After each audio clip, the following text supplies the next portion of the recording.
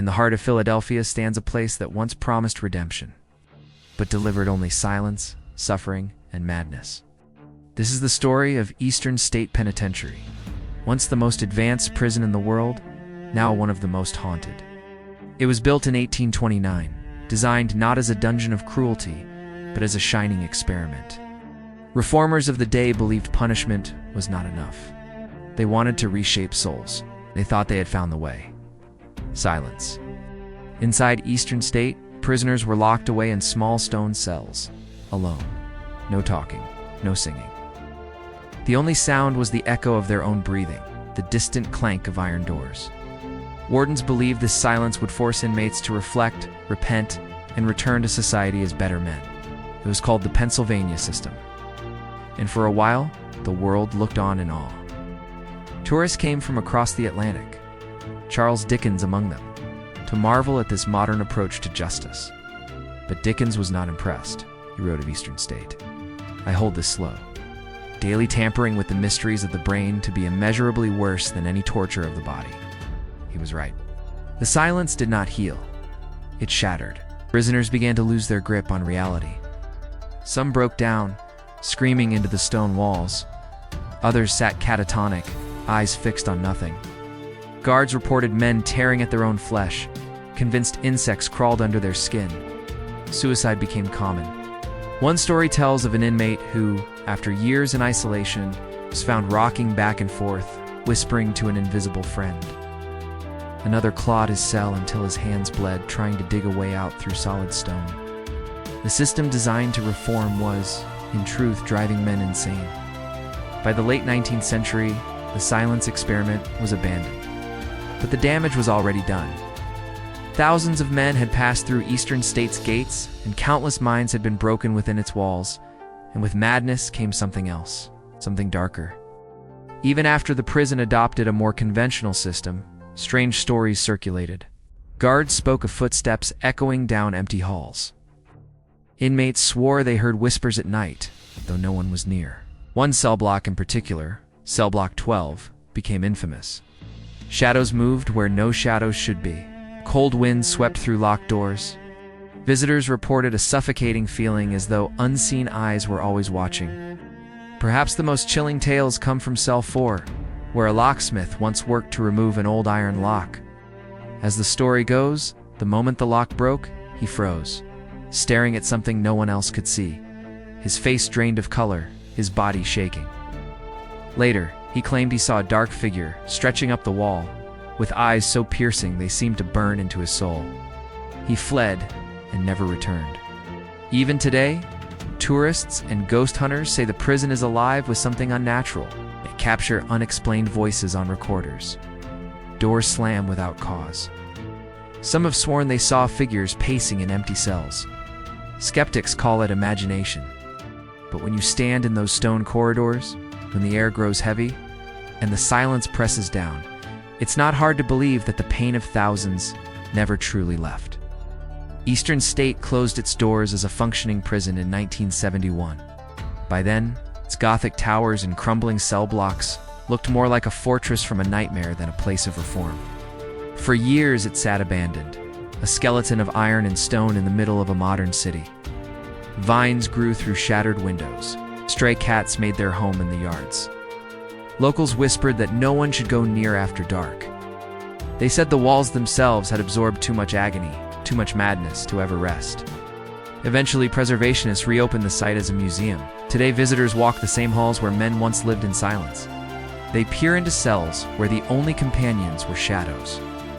And many walk away convinced that the prison still holds its inmates, not of flesh, but of memory, of something that refuses to die. Why does Eastern State linger in our imagination? Perhaps because it shows what happens when good intentions are twisted into cruelty?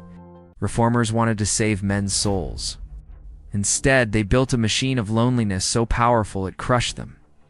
And maybe that's why the echoes remain. Not because of spirits, but because silence itself is a prison that never releases its captives. When you stand in Eastern State today, surrounded by crumbling stone and endless corridors, you can almost hear it, the whispers of men who were left too long alone. Some prisons punish the body. Eastern state punish the mind. Sometimes, the mind never returns. Welcome back, everyone. Today we're going to explore Alcatraz Island. It's also known as the Rock. This small island in the San Francisco Bay was once home to one of the most secure prisons in the world.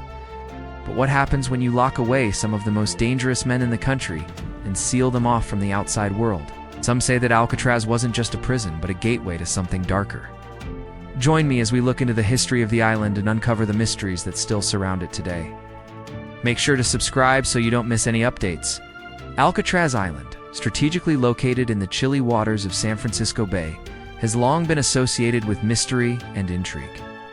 Long before its use as a prison, the island served as a military fort, housing thousands of soldiers. During the Civil War, the fort played a pivotal role in protecting the city from potential Confederate attacks. However, it was in the early 20th century that the island gained notoriety as a maximum security prison.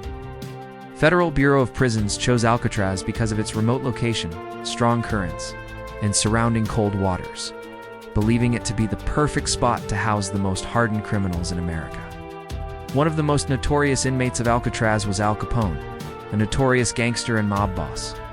Capone's involvement in bootlegging, gambling, and other criminal activities made him a wealthy man. He was eventually sentenced to 11 years in prison for tax evasion.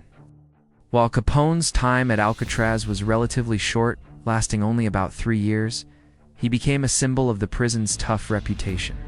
Another infamous inmate was Robert Stroud, also known as the Birdman of Alcatraz. Stroud was convicted for killing a man during a robbery and spent most of his prison time in solitary confinement. During his incarceration, he developed a fascination with birds, which led to him becoming an expert in the field of ornithology. Despite his knowledge, Stroud was not granted parole and died in Alcatraz in 1994. George Kelly, alias Machine Gun Kelly, was another prominent figure at Alcatraz. Kelly was a notorious bank and train robber who earned his nickname due to his proficiency with firearms. After a daring armored car robbery in 1933, he was sentenced to 25 years in prison. Kelly spent nearly 8 years at Alcatraz before being transferred to another institution. Each of these men left their mark on the history of Alcatraz, contributing to the prison's reputation as a place where even the most hardened criminals feared to tread. Life inside Alcatraz was undeniably harsh. The prison was designed to be inescapable with thick concrete walls and steel doors. Escape attempts were not only rare, but also incredibly dangerous. Inmates caught trying to escape would face severe punishment, including solitary confinement. The isolation of Alcatraz added to its reputation as a hellish prison. Inmates were kept in solitary confinement for long periods, sometimes for months at a time. This practice was intended to break down prisoners mentally, but it often had devastating effects on their well-being. The cold climate of San Francisco Bay did not help matters. The wind and fog rolling in from the water created a chilling environment, making life on the island even more miserable. The combination of these factors made Alcatraz a place of hardship and despair. The prison's design, combined with the psychological torment inflicted on inmates, created a living hell for those unfortunate enough to be incarcerated there. But some say that Alcatraz held more than just criminals. Many inmates and prison personnel spoke of a dark presence within the prison walls. They described hearing footsteps, voices, and even seeing shadowy figures moving about the prison. Some claimed that certain cells were haunted, with one particular cell, number 14D, standing out as a hotspot for paranormal activity. This cell, located in the prison's isolation block, was reserved for the worst of the worst. Inmates who had shown extreme aggression or attempted to escape, being sent to 14D was seen as a fate worse than death, as it meant prolonged solitary confinement in a dark, dank cell. Those who spent time in 14D often emerged with stories of terrifying experiences, claiming to have seen ghosts, felt icy cold spots, and experienced unexplainable phenomena. One of the most haunting stories associated with Alcatraz is that of an inmate named Hannibal Smith. Smith was a member of the infamous Brinksmat robbery crew, a group of criminals who carried out one of the largest cash robberies in history. After being sentenced to 18 years in prison, Smith was sent to Alcatraz, where he spent several months in solitary confinement in cell 14D.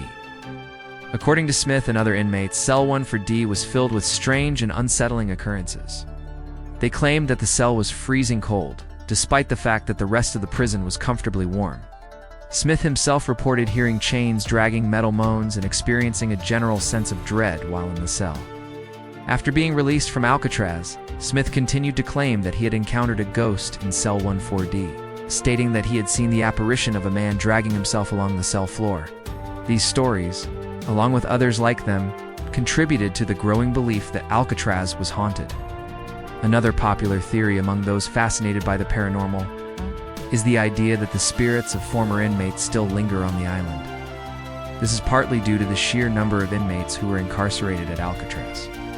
With over 1,500 men passing through its gates between 1934 and 1963, it is believed that some of these men did not find peace after their release or death, and their souls are forever trapped on the island. This theory is supported by reports of apparitions of former inmates being spotted on the island, as well as unexplained sightings of people in old prison uniforms. Some believe that the unfinished construction of the prison may also play a role in these ghostly encounters. The west cell block of Alcatraz was never completed, leaving several areas of the prison in a state of disarray. This unfinished state may have created an imbalance in the prison's energy, allowing spirits to linger and interact with visitors to the island. There have been countless investigations into the paranormal activity at Alcatraz over the years, with many using scientific methods to try and capture evidence of the supernatural. One investigation conducted by an author and self-proclaimed psychic detective named Harold Holzer resulted in some interesting findings. Holzer and his team set up cameras and audio recorders in various parts of the prison, including Cell 1-4D. They reportedly captured images of strange translucent figures, as well as audio recordings of disembodied voices and footsteps. These recordings and images were later analyzed by experts, and some believe that they provide tangible proof of the island's paranormal activity. However, skeptics argue that such evidence is open to interpretation and cannot be definitively proven as paranormal in nature. In recent years, Alcatraz Island has become a popular destination for ghost hunters and those seeking to experience the paranormal. Many groups have visited the island to conduct their own investigations, some even spending the night in the prison to try and capture evidence of the supernatural. While there have been numerous reports of strange occurrences on the island, it is important to note that not everyone has had a negative experience. Some visitors have reported feeling peaceful or even positive energy while on the island, suggesting that the spiritual realm is complex and not easily categorized. In conclusion, Alcatraz Island continues to captivate people around the world with its tales of crime, punishment, and the paranormal. Whether one believes in ghosts or not, the stories and legends surrounding Alcatraz make for fascinating lore. The island's history as a prison, coupled with the tales of eerie occurrences and possible hauntings, creates an atmosphere of mystery and intrigue that draws people to this isolated spot in San Francisco Bay. As we continue to explore the unknown, places like Alcatraz will continue to fascinate us, reminding us of the complexities of the human psyche and the enduring allure of the supernatural. What do you think? Are the spirits of Alcatraz finally at peace, or do they still linger on the island? Let me know in the comments below. Don't forget to subscribe so you don't miss any of my future videos. Thanks for watching. And I'll see you next time.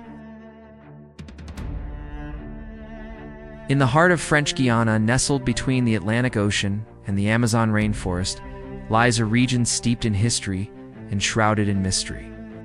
It's a place where the unforgiving terrain meets the brutality of colonialism, creating a haunting backdrop for a tale of human resilience and despair. But what exactly am I talking about? This region is not just any ordinary place. It's the former penal colony of French Guiana, a place so notorious for its inhumane treatment of prisoners that it earned the name Devil's Island. The story of Devil's Island is a chilling reminder of the darker chapters of human history. A time when colonization and exploitation were rampant, and the disregard for human life knew no bounds. It's a tale that spans over a century, leaving behind a legacy of suffering and unanswered questions. So join me on this journey as we uncover the hidden truths of Devil's Island and explore how its haunting past continues to resonate today.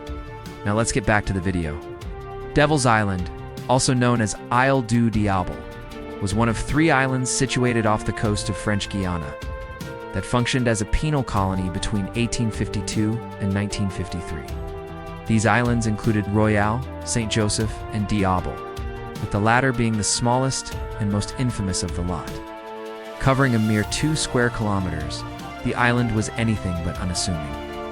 Its jagged cliffs battered by relentless waves served as a natural barrier, effectively isolating prisoners from the rest of the world.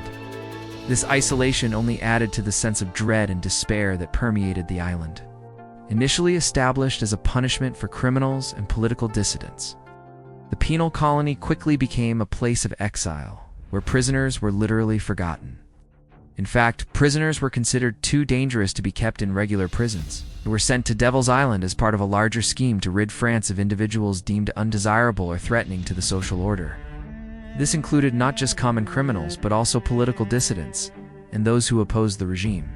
The French colonial authorities believed that this remote and unforgiving territory, far from the comforts of civilization, was the perfect place to house these individuals, effectively silencing any opposition and maintaining control over the population. The harsh conditions of Devil's Island made it a living hell for the prisoners. Picture this: a tropical paradise turned into a torture chamber. The air hung heavy with humidity, carrying with it the threat of deadly diseases like malaria and yellow fever. The dense jungle offered little respite, with its stifling heat and creepy crawlies lurking around every corner. Even fresh water was a luxury in this unforgiving environment. Prisoners were subjected to a constant battle against the elements, struggling to survive each day. In such a brutal setting, the prisoners were put to work building and repairing the infrastructure of the penal colony. They were forced to cut down trees, haul logs, and construct buildings, all under the scorching sun and with little regard for their well-being. Their days were long and arduous, offering little hope for a reprieve. It was a relentless cycle of back-breaking labor and exposure to the harsh elements. The penal colony was designed to break the prisoners both physically and mentally, who were pushed to their limits, forced to endure hunger, thirst, and exhaustion. The constant threat of violence and the knowledge that escape was near impossible added to the psychological torment. This was further compounded by the utter isolation of the island. Prisoners were cut off from the outside world with little to no communication with the mainland. They were essentially forgotten, left to fend for themselves in this desolate and unforgiving landscape. The isolation took a toll on their mental health, leaving many prisoners desperate and disoriented. The penal colony was a place where hope withered and despair thrived. The combination of relentless labor, exposure to disease, and utter isolation created a breeding ground for suffering. Many prisoners succumbed to the harsh conditions, their bodies failing them under the constant strain. Others lost their minds, succumbing to the psychological torment of their confinement. It was a grim existence, a struggle to stay alive in a place where survival was a daily battle. Among the prisoners held on Devil's Island was a man named Henry Shearer, better known as Papillon. Butterfly's story offers a glimpse into the harrowing realities of life on Devil's Island. Butterfly's imprisonment was a result of a crime he vehemently denied committing, adding another layer of injustice to his already bleak situation. Charged with murdering a drug dealer in self-defense, Shearer maintained his innocence, claiming that he acted in defense of his friend. However, the judicial system seemed determined to convict him, disregarding his pleas and sealing his fate. Sentenced to life imprisonment on Devil's Island, Shearer found himself transported to this infamous penal colony, stripped of his dignity and humanity. Upon arrival, he was subjected to the harsh realities of prison life, enduring back-breaking labor, meager rations, and the constant threat of violence. Shearer's spirit, however, refused to be broken. Despite the brutal conditions, he held on to hope, dreaming of a day when he could regain his freedom. One of the most harrowing aspects of Devil's Island was the lack of privacy and basic human rights. Prisoners were confined in cramped cells, often sharing them with multiple inmates. The cells were dark and dank, lacking proper ventilation and sanitation. Privacy was a luxury that prisoners did not have. They were constantly under the watchful eyes of the guards, who seemed to take sadistic pleasure in their torment. Any attempt at privacy was met with harsh reprimands and physical punishment. In such a dehumanizing environment, the guards wielded their power with impunity, subjecting prisoners to cruel and unusual punishments. Physical abuse was commonplace, with guards using excessive force to maintain control. They would beat prisoners without provocation, inflicting pain and suffering for sport. The prisoners were at their mercy, unable to defend themselves against the brutality of their captors. The guards seemed to enjoy the fear and submission they evoked in the prisoners, relishing in their ability to inflict pain. It was a terrifying reality for those confined on Devil's Island, living in constant fear of the next beating or punishment. Papillon's experience on Devil's Island serves as a testament to the resilience of the human spirit in the face of unimaginable adversity. Through his acts of kindness and resourcefulness, Charir demonstrated the capacity for compassion and ingenuity, even in the darkest of places. His story reminds us that even in the most brutal and unforgiving environments, the human spirit can endure. Charir's legacy continues to inspire awe and admiration. His tale serves as a reminder that no matter how dire the circumstances, hope and resilience can guide us through the toughest of times. As the penal colony drew to a close in 1953, the haunting legacy of Devil's Island remained. The stories of suffering and resilience continued to echo long after the gates were shut.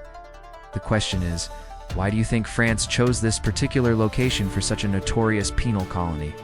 You might be surprised to learn that the choice of location was not arbitrary. The penal colony was strategically placed on the infamous Devil's Island to ensure that escape was nearly impossible. The island's remoteness and harsh environment made it the perfect location for a prison that was meant to hold the most dangerous and incorrigible criminals. Imagine being trapped on an island surrounded by the vast expanse of the Atlantic Ocean, knowing that the nearest mainland is far beyond the horizon. The sheer isolation of Devil's Island was designed to break the spirits of those imprisoned there. The penal colony was essentially a fortress, with high walls and armed guards patrolling the perimeter. Attempting to scale the walls or sneak past the guards was met with swift and brutal punishment. Any prisoner caught trying to escape would face severe beatings or worse. The guards were ruthless in their pursuit of maintaining control and ensuring that no prisoner dared attempt escape. And let's not forget about the challenges posed by the island's environment. Remember that this was a tropical paradise turned into a living hell. The sweltering heat, the biting insects, and the threat of deadly diseases loomed over the prisoners every day. Escaping such an environment was not an easy feat. It required not only physical endurance, but also mental fortitude to navigate the dense jungle and survive the ordeal. The authorities wanted to make sure that the prisoners understood that escape was futile. They wanted to crush any hope of freedom that might flicker within them. In addition to the natural barriers, the surrounding waters were treacherous and guarded. Sharks and other dangerous marine creatures patrolled the coastline, making it a watery grave for those who tried to flee by sea. The guards were also equipped with boats to patrol the waters, ensuring that no prisoner could escape by swimming away. They were always watching, always ready to stop any escape attempt.